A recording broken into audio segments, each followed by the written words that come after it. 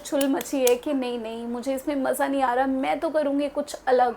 I could not believe कि मैं इतनी लकी कैसे होगी। मुझे लग रहा था कि देखो मैं सज धज के मस्त अच्छे से जाऊँगी, कोई कास्टिंग वाला इंसान मुझे देखेगा और मुझे ऐसे ही काम मिल जाएगा। मतलब ऑडिशन बनाना नहीं आता, कैसे बना रही हो, जल्दी करो, अगर नहीं तो मैं कुछ नहीं कर सकता हूँ। उसके बार बार कॉल आ रहे हैं, he is pressurising me, wait for it, टेरी लेजेंडरी, कॉम्प्रो करोगे। I was like what the hello guys and welcome to my channel. एक और वर्टिकल वीडियो लेके मैं आ गई हूँ क्योंकि स्पेस नहीं है मेरे पास इतनी कि मैं पूरी हॉरिजॉन्टल वीडियो बनाऊँ। अच्छा, रात के बज गए हैं अभी 1:30 और मुझे सो जाना चाहिए, मुझे सुबह अर्ली मॉर्निंग उठना है। बट क्योंकि मैंने आप लोगों को प्रॉमिस किया था अपनी लास्ट वीडियो में कि you guys will see me more often, तो मैं अपना प्रॉमिस रखते हुए यहाँ पे आ गई हूँ। ठीक है, अभी आज मैं आपको बताने अब हम शुरू कर रहे हैं आज एक सीरीज़। ठीक है, तो मैंने सोचा क्योंकि आप लोगों में से बहुत लोग पूछते थे कि मेरी जर्नी कैसी रही है, हालांकि मैंने जर्नी वीडियो बनाई है पर उसमें कुछ भी डिटेल नहीं है। तो आज मैंने सोचा कि यार इतने फ़न एक्सपीरियंसेस हुए हैं मेरे लाइफ में, why not I share it with you guys, right. तो I am starting this series जिसमें मैं आपको अपनी पूरी जर्नी बताऊँगी, सारे अप्स एंड डाउन्स बताऊँगी और सारे अजीबोगरीब किस्से जो मेरे साथ हुए वो मैं आपको बताऊँगी। ठीक है, तो बड़ी फ़न स्टोरीज़ हैं, सुनो अच्छे से। और उसके बाद जो लोग मुझे हमेशा पूछते रहते हैं कि मुंबई आना चाहिए नहीं आना चाहिए, हम जॉब छोड़ के आ जाएं ना आ जाएं, I think you guys will also know your answers, at least it will help you decide. ठीक है, चलो अब कहानी शुरू करते हैं। और मैं कोशिश करूँगी कि मैं 10 मिनट से ज़्यादा ना बोलूँ क्योंकि फिर बहुत लंबी वीडियो हो जाती है यार। एनीवे, तो हम पार्ट्स में बात करेंगे। तो कहानी शुरू होती है एक लड़की से जो पुणे में रहती है, एक अच्छी खासी जॉब कर रही है आईटी में और कमा रही है अच्छा खासा। मतलब व्हेन आई से अच्छा खासा, मतलब I was earning in lakhs per month, I was in a stable job, मैं दुनिया घूम रही हूँ, मज़े कर रही हूँ, सब चल रहा है। ठीक है, बट मुझे चुल मची है कि नहीं नहीं मुझे इसमें मज़ा नहीं आ रहा, मैं तो करूँगी कुछ अलग, I want to be an actor. अच्छा, ये मैं थोड़ा मस्ती मजाक में बोल रही हूँ, बट हाँ मुझे थोड़ा ना इतना अच्छा फील नहीं हो रहा था, इतना मतलब स्टकअप सा फील होता था आईटी में। But money was great and the stability and other perks were awesome. तो ये नहीं है कि ये वीडियो देख के अपनी जॉब छोड़ के आ जाना, पहले पूरी सीरीज़ देखो उसके बाद डिसाइड करना।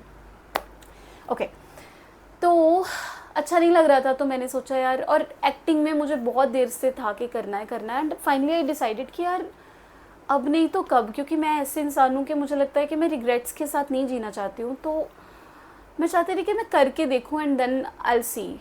और मैंने पुणे में एक थिएटर ग्रुप ज्वाइन कर भी लिया था, तो बहुत दूर था, मैं वहाँ जाती रही कंटिन्यूसली। तो मुझे इतना समझ आ गया था कि देखो कर सकती हूँ मैं, मतलब मुझे है इंटरेस्ट, ऐसा नहीं है कि थोड़े दिन करूँगी और फिर नहीं। क्योंकि बचपन में मैं क्या करती थी, जो मूवी देखती थी मैं सोचती थी वही बन जाऊँगी। सनी देओल की देखती थी तो मैं बोलती थी अरे आर्मी वाली बनूँगी, फिर पुलिस वाली देखती थी तो बोलती थी पुलिस वाली बनूँगी, फिर वकील बनना चाहती थी, कभी कुछ कभी कुछ। तो I just wanted to be sure. तो थोड़ी देर बाद जब मैं श्योर हो गई, so I decided I am moving to Mumbai. पर मुंबई आने से पहले एक छोटी सी चीज़ बताती हूँ। एक बार मैं पहली बार जब मुंबई में आई थी इस एक्टिंग करियर के अराउंड, तो क्या हुआ था, पहली बार मैंने गूगल पे सर्च वगैरह किया कि कहाँ ऑडिशन होते हैं, क्या होता है, कुछ पता चले।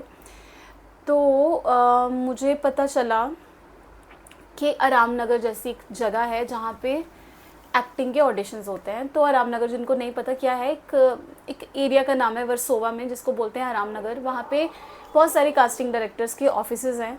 तो जो भी रिक्वायरमेंट्स आती हैं, जैसे एक प्रोड्यूसर, अगर मैं एक प्रोड्यूसर हूँ, मैं फिल्म बना रही हूँ, तो मैं कास्टिंग वाले इंसान को बोलूँगी कि सुनो मुझे ना ये ऐसी एक लड़की चाहिए, ऐसा एक लड़का चाहिए, ये कहानी, ये स्क्रिप्ट है, इस पर तुम ऑडिशन बना दो, एक्टर्स को बनवा दो। ठीक है, तो वो बनवा के ऑप्शंस भेजते हैं उनको। तो ऐसे कास्टिंग होती है, किसी और वीडियो में बताऊंगी खुल के डिटेल।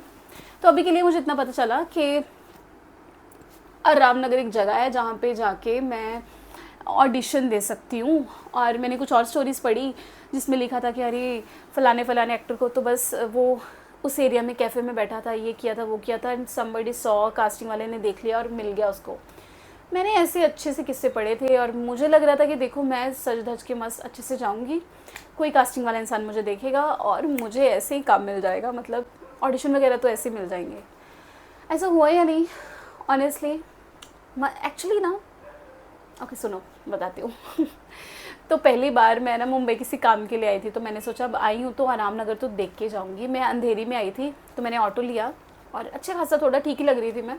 एंड मैं आई, आते ही सबसे पहले मैं गई मुकेश छाबड़ा, और वहाँ पे मैं पहुँची हूँ। और बाहर ना उनके एक बैठा होता है गार्ड, तो उसने ना मुझे ऐसे ही ऐसा सा थोड़ा कर दिया कि अभी क्या क्या काम है ऐसा टाइप। तो मुझे थोड़ा ना से एम्बेरसमेंट सा फील हुआ कि यार क्या है, थोड़ा हकाल सा दिया उसने मुझे। बट फिर मैंने बोला कि इंट्रोडक्शन देनी है ऐसे ऐसे करके, तो उन्होंने मेरी इंट्रोडक्शन ले ली। तो इंट्रोडक्शन में बस ऐसे ही फट्टी सी रख के उसमें लिखा होता है नाम, एज, हाइट, ये वो वही चीज़ें बोलनी होती हैं, वो मैं बोल के आ गई। उसके बाद मैं 1-2 और कास्टिंग्स गई और मुझे सबने बड़ा अच्छे से ट्रीट किया तब। बस वो मुकेश छाबड़ा को छोड़ के, वो थोड़ा ऐसा ही है। जनरली हर जगह पे एंटी कास्टिंग में ये वो people were very nice to me. मुझे बोला कि अपनी प्रोफाइल भेज दो, और मुझे तब तक पता भी नहीं था प्रोफाइल में एग्जैक्टली क्या भेजना होता है। But I met some people, I took some numbers, और मैं भी रास्ते में जा रही हूँ and then that moment happened. somebody saw me and I was like, he said, excuse me, are you an actor? I was like, yeah. And he was like कि मैं एक ऑडिशन मतलब एक कास्टिंग कर रहा हूँ and I think you will fit the description, तो मैं ऑडिशन बनाओगी? आई वॉज लाइक या ओके। और उसने मुझे स्क्रिप्ट भेजी और बोला कि ऑडिशन बना दो। तो ये मेरी फ़र्स्ट इंट्रोडक्शन थी with this whole thing and that was my first audition जो मुझे ऐसे मिला था मुंबई से। मुझे लगा यार वाह, मतलब ये तो ज़िंदगी बन गई मेरी कि इतनी जल्दी इतने ईजिली मिल रहा है। तो वो एक्चुअली जेन्युइन था, वो आई थिंक पराग मेहता का इंसान था शायद, और वो जेन्युइन एक ऑडिशन जो मुझे मिला था। उसके बाद मैं घर गई और कुछ और भी कास्टिंग वालों के मैंने इन्फॉर्मेशन वगैरह ली, और उसके बाद मैं घर गई और मैंने बहुत ही गंदा ऑडिशन बना के भेजा, क्योंकि मुझे ना तब तक इतना ऑडिशन बनाना, कैसे बनाना, क्या करना है आता नहीं था। अभी आई थिंक काफ़ी हद तक सीख गई हूँ, तब नहीं आता था। तो मैंने बहुत ख़राब ऑडिशन बनाया, of course I didn't get that, but the point is वहाँ से मेरी शुरुआत हुई, ठीक है। उसके बाद अभी मैं मुंबई मूव नहीं हुई थी क्योंकि it was a big step, right. तो मैंने सोचा कि पहले मैं पुणे से ही अप्लाई करना शुरू करूँगी एंड देखूँगी क्या होता है, देन आई विल डिसाइड कि मुझे मुंबई जाना है या नहीं जाना है। I need to see the response. तो मैंने इन लोगों को अपनी थोड़ी बहुत, मैंने सिंपल थोड़ी फ़ोटोज़ खींची 2-4 पोर्ट्रेट में फ़ोन में, और मैंने अपनी प्रोफाइल ऐसे भेजनी शुरू कर दी and I got a good response. मतलब ऐसा बुरा कुछ नहीं था, मतलब people were like okay will consider you, कुछ कुछ आने भी लगी चीज़ें। तो एक दिन मुझे एक ऑडिशन के लिए रिक्वायरमेंट आई। ये ना आप लोगों में से बहुत लोगों के साथ होता है, ऐसे स्कैम्स या ऐसी चीज़ें जो कि आपको नहीं पता होता है और आप लोगों को लगता है जेन्युइन है, नहीं जेन्युइन है। तो मैं अपनी एक स्टोरी बताती हूँ जो मेरे साथ स्टार्टिंग में हुआ था। बहुत कुछ हुआ था बट ये एक स्टोरी है। तो ऐसे जब स्टार्टिंग वाले दिन चल रहे थे ना, ऐसे मैं पुणे से ऑडिशन बना रही थी, तो एक मुझे नंबर मिला, मैंने अपनी प्रोफाइल भेजी और उसका आगे से आगे उसने स्क्रिप्ट भेज दी मुझे, ठीक है। Okay, like it was legit, एक अच्छी स्क्रिप्ट थी। मैंने थोड़ी मेहनत करी, थोड़ी प्रैक्टिस वगैरह की, मैंने ऑडिशन बनाया ठीक ठाक जैसा भी मुझसे बन पाया। उसके पहले ही कास्टिंग वाले को मैंने ऑडिशन भेजा था, वो जेन्युइन था और वो मुझ पर, मैंने ऐसे बैठ के ऐसा टाइप ऑडिशन बना रही थी और he called me, he was like तुम्हें ऑडिशन बनाना नहीं आता, कैसे बना रही हो? तो फिर मुझे थोड़ा पता चला कि अच्छा खड़े होके हॉरिजॉन्टल बनाना होता है, ये डिटेल्स बताऊंगी आराम से किसी दिन। तो एनीवे मुझे एक कॉल आता है ये बंदे से और इसने मुझे स्क्रिप्ट भेजी, एक अलग बंदे ने। तो मैंने थोड़ा बहुत अब पता चल गया था, तो मैंने एक अच्छे से स्क्रिप्ट बना के ऑडिशन भेज दिया।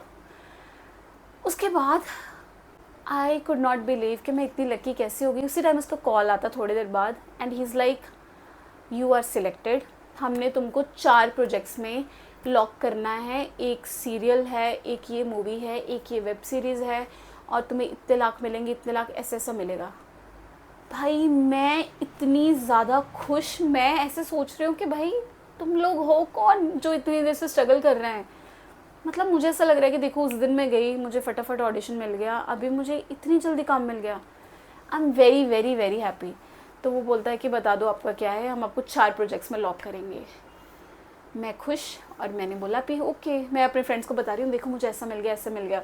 और उसमें ना मेरा एक फ्रेंड था जो कि एक्टिंग का एक्सपीरियंस था उसको, एंड ही वाज लाइक कि यार इतनी जल्दी, इतनी ईजिली, बट ठीक है चलो गुड फॉर यू। वो थोड़ा स्केप्टिकल था, but I was like bro मुझे मिल गया है, ओके मैं बहुत खुश हूँ अपनी लाइफ में। उसके बाद कुछ देर बाद, उसके कुछ घंटे बाद उसका कॉल आता है जल्दी जल्दी कि सुनो जल्दी करो, अपनी डिटेल्स भेजो, अपना आर्टिस्ट कार्ड भेजो मुझे। और तब मैं सुनती हूँ ये वर्ड आर्टिस्ट कार्ड, मैं कि यार ये क्या होता है। तो मैंने बोला यार मेरे पास नहीं है आर्टिस्ट कार्ड। मैंने अपने दोस्त को पूछा तो ही वाज लाइक कि आर्टिस्ट कार्ड ये होता है कि कुछ एक्टर्स वगैरह के एक कार्ड बनाते हैं, जैसे कैसे बताऊँ, मतलब सारे एक्टर्स का, सारे का नहीं, जो मेन जूनियर्स वगैरह होते हैं उनका ये कार्ड होता है। तो कल को कोई भी तुम्हारे हकों की बात हो तो वो आर्टिस्ट कार्ड से हेल्प होती है, ऐसा ऐसा थोड़ा उसने कुछ बताया था। गूगल कर लेना क्या होता है आर्टिस्ट कार्ड। तो मैंने बोला यार ये तो नहीं है मेरे पास। तो बोला ये तो तुम्हें बनाना पड़ेगा, इसके बिना तो कुछ नहीं होगा, और जल्दी करो आज ही लॉक करना है। तो मैंने बोला यार ओके ठीक है, क्या करना पड़ेगा। तो उसने बोला कि तुम ना इस बंदे को, तुम्हें मैं कांटेक्ट नंबर देता हूँ, मैं कुछ नहीं कर सकता हूँ, मैं तो कास्टिंग वाला हूँ, पर तुम्हें मैं नंबर दे देता हूँ जो कास्टिंग वाला, जो आर्टिस्ट कार्ड बनाता है। तुम फटाफट उसको अपना पैन कार्ड, आधार कार्ड भेज दो और बाकी वो देख लेगा। तो मैं क्या अच्छा ठीक है, तब भी आई एम बाइंग दिस के ओके यार होगा ऐसा, ठीक है। तो मैं ना उसको भेज देती हूँ, but I am a bit sceptical, मतलब मैं थोड़ी पागल लग सकती हूँ पर मैं हूँ नहीं। तो मैं क्या यार एकदम ऐसा, पर मैं डरते डरते भेज दिया। उसके बाद उसका बंदे का जिसको भेजा उसका आ रहा है कि ठीक है जल्दी जल्दी मुझे 4000 रुपीज़ भेज दो, आर्टिस्ट कार्ड बन जाएगा, मैं रात तक बना दूंगा, मेरी बात हो गई है। मैं क्या है अच्छा। तो अब ना एक रूल मैंने लाइफ में सीख लिया था कुछ एक्सपीरियंस के बाद कि किसी को भी पैसे देने की बिल्कुल भी कोई ज़रूरत नहीं है, पैसे नहीं देने हैं, ये मैं समझ गई थी। और आप में से बहुत लोगों का ये मुझे आता रहता कि अरे हमसे ये पूछ रहे हैं, ऐसे कर रहे हैं पैसे, तो सिंपल चीज़ समझ लो कि किसी को पैसे नहीं देने। तो एनीवे, तो मुझे ना उसने बहुत ऐसा बोला है कि देखो तुम ब्लॉक हो गए हो, जल्दी करो, अगर नहीं तो मैं कुछ नहीं कर सकता हूँ। उसके बार बार कॉल आ रहे हैं, he is pressurising me, and मैं थोड़ा स्केप्टिकल भी हूँ कि यार ये सच में तो नहीं है, अगर सच में हुआ तो मैं इतनी बड़ी अपॉर्चुनिटी लूज़ कर रही हूँ। बट पता नहीं, मुझे समझ थोड़ी अकल आ गई कि नहीं यार मैं नहीं करूँगी, एंड आई डिड नॉट पे। एंड देन उसके बाद पता चल गया सब सच काइंड ऑफ कि ये एक स्कैम था।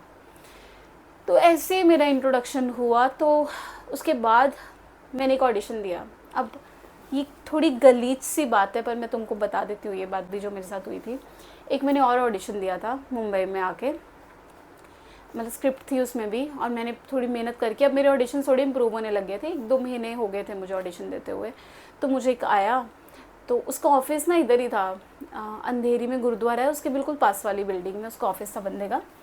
मैं उसको ऑफिस में भी मिल के गई, एवरीथिंग सीम्ड ओके। एंड उसके बाद